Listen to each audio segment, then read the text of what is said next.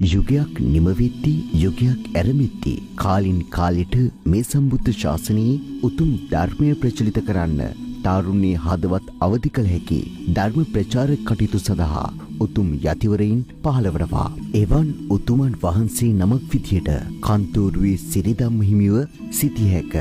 මන්දියත් බුද්ධිමත් හිතවතුනි මදක් කල්පනා කර බලන්න.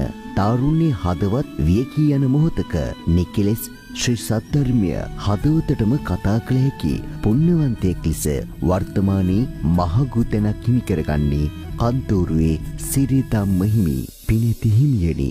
සම්බුද්ධ ශාසනය චිරාත් කාලයක් ධර්ම ප්‍රචාරයෙන් ප්‍රචලිත කරන්නට පිණිති ඇත්තන්ව අවදි කරන්නට ඔබ වහන්සේට ශක්තිය ධෛර්යය ලැබෙත්වා.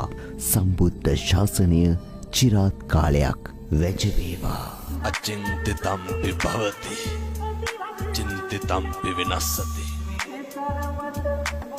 මේ ලෝකේ කවදාවත් හිතන දේ වෙන්නේ නැහැ. වෙන දේ හිතා ගන්න.